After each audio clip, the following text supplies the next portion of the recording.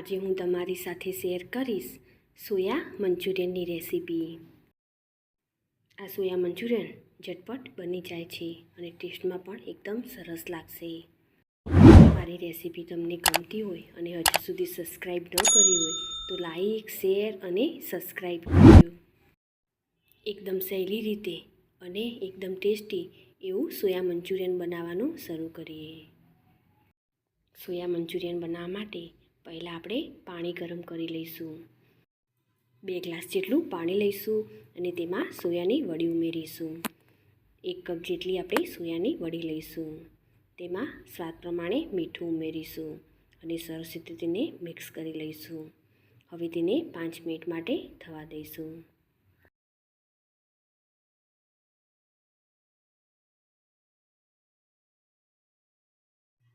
પાંચ મિનિટ પછી સોયાની વડીને આપણે જોઈએ તો સરસ એવી સોફ્ટ થઈ ગઈ છે। હવે આપણે ગેસની ફ્લેમ બંધ કરી દઈશું।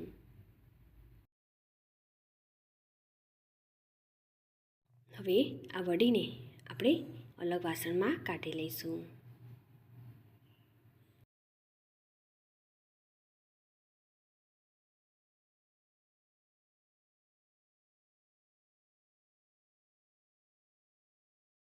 અને તેમાં 2 ગ્લાસ જેટલું ઠંડુ પાણી ઉમેરીશું।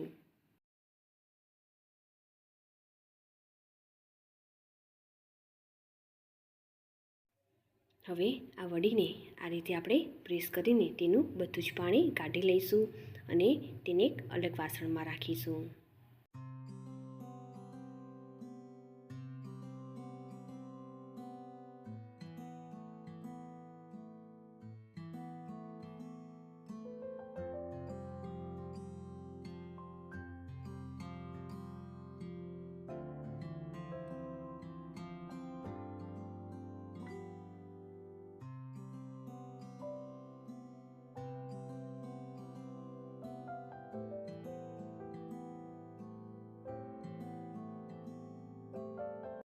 સોયાની વડીમાંથી આપણે બધું જ પાણી કાઢી લીધું છે। હવે તેમાં 1 ચમચી જેટલી આદુ અને લસણની પેસ્ટ ઉમેરીશું। તેમાં 1 ચમચી જેટલો રેડ ચીલી સોસ ઉમેરીશું અને 1 ચમચી જેટલો ગ્રીન ચીલી સોસ ઉમેરીશું। 1 ચમચી જેટલો સોયા સોસ ઉમેરીશું। 1 ચમચી જેટલો ટામેટો સોસ ઉમેરીશું। 1 ચમચી જેટલું લાલ કાશ્મીરી મરચું ઉમેરીશું। તેનો કલર એકદમ સરસ આવશે અને સ્વાદ પ્રમાણે મીઠું ઉમેરીશું। બધી જ વસ્તુને હવે સરસ રીતે મિક્સ કરી લઈશું।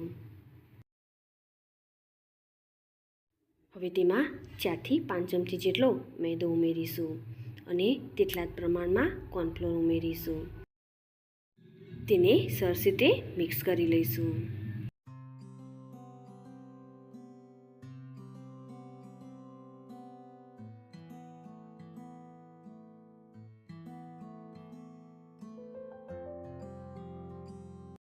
હવે તેને આપણે તળી લઈશું। તો તેના માટે આપણે તેલ ગરમ કરીશું અને બધા જ સોયા વડીને આ રીતે આપણે તળી લઈશું।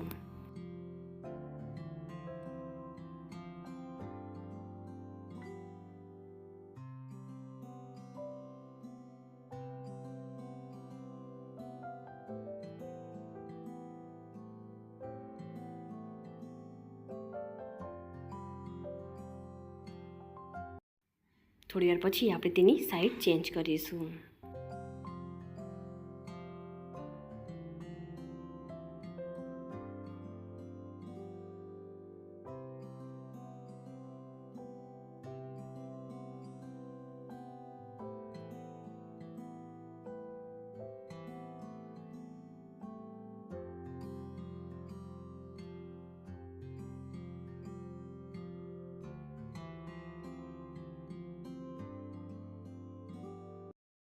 સરસ એવી તળાઈ જાય એટલે આપણે તેને બહાર કાઢી લઈશું।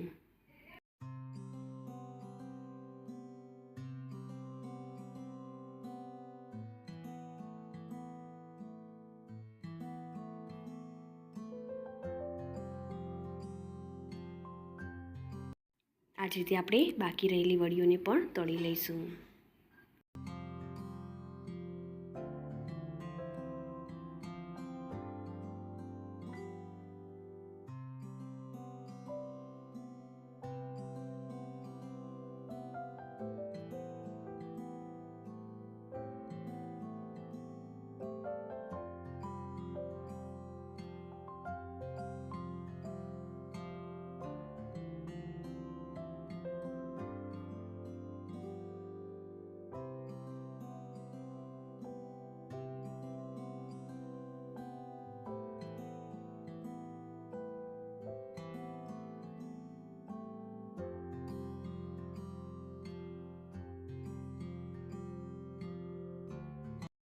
બધી જ વડીઓને આપણે તળી લીધી છે. હવે આપણે એક પેન લઈશું, તેમાં 3 ચમચી જેટલું તેલ લઈશું અને તેમાં લસણ અને આદુની પેસ્ટ ઉમેરીશું અને એક મીડિયમ સાઇઝની ડુંગળીને ઝીણી સમારીને ઉમેરીશું. તેને સાંતળી લઈશું.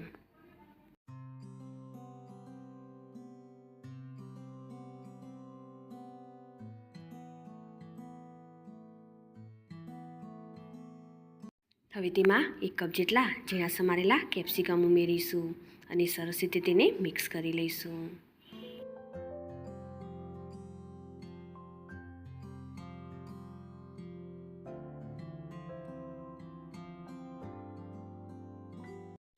હવે તેમાં 1 કપ જેટલું છીણેલું ગાજર ઉમેરીશું અને તેને પણ મિક્સ કરી લઈશું.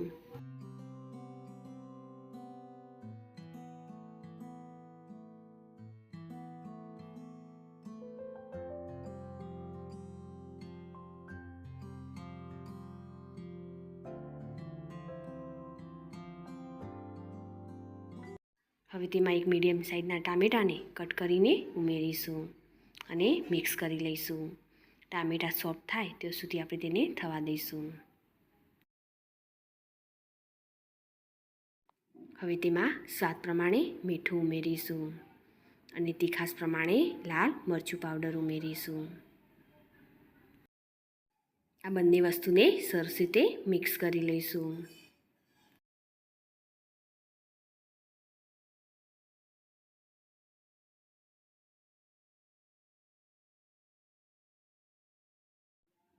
હવે તેમાં 1 ચમચી જેટલો રેડ ચીલી સોસ ઉમેરીશું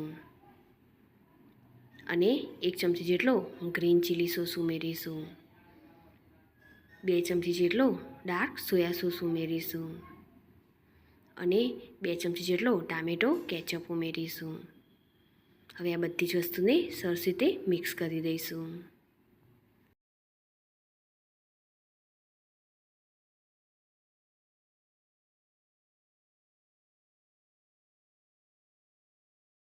હવે તેમાં 1 ચમચી કોર્નફ્લોરમાં 2 થી 3 ચમચી જેટલું પાણી ઉમેરીને સરસ રીતે મિક્સ કરીને તેમાં ઉમેરી દઈશું અને તેમાં અડધો કપ જેટલું પાણી ઉમેરીશું અને મિક્સ કરી લઈશું.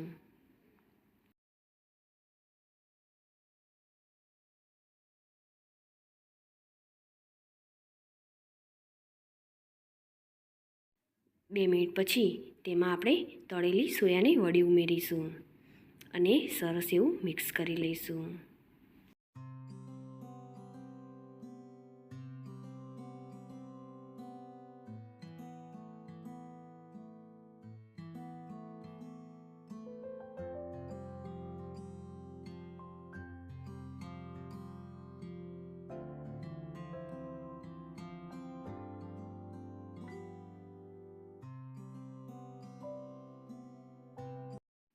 મિક્સ થઈ જાય પછી તેને આપણે 2 મિનિટ માટે થવા દઈશું.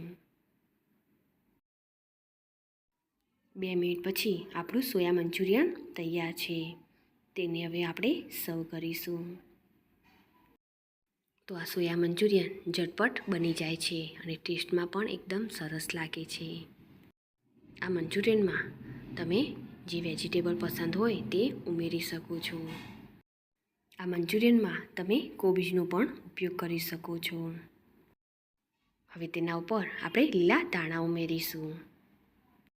તમને પણ મંચુરિયન પસંદ હોય તો આ મંચુરિયન ચોક્કસથી ટ્રાય કરજો.